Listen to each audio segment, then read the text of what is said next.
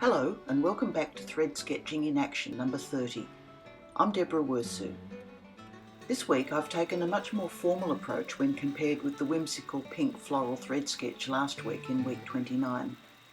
Interestingly, the same flowers growing along my driveway inspired both pieces. After heavily editing my photo, the image was printed on fabric, layered and stabilised.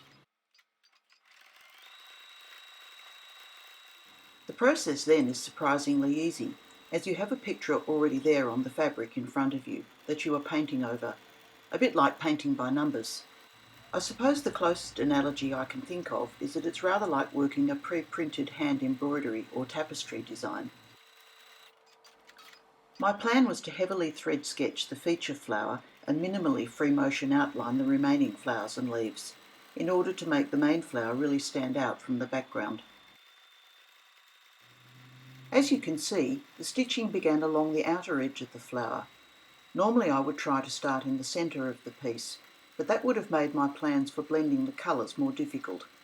And I got away with it this time, avoiding puckering, as the sample is quite small and heavily stabilised for stitching.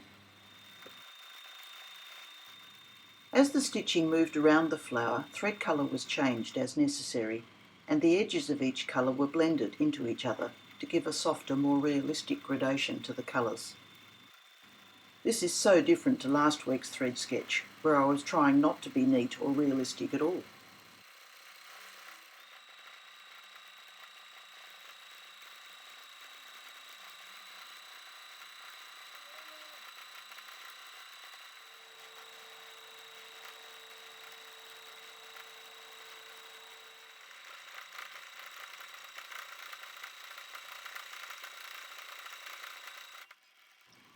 Finally, surrounding areas were free motion stitched, approximately following the lines and contours of the picture.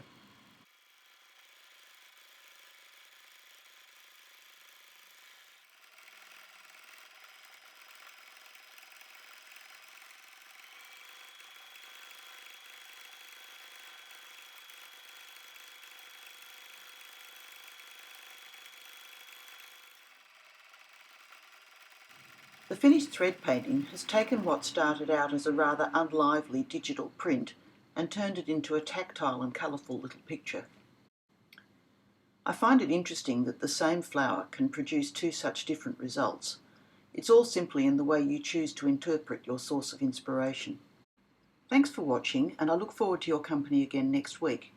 Please visit my website at deborahwirsu.com for more tips, tutorials and videos.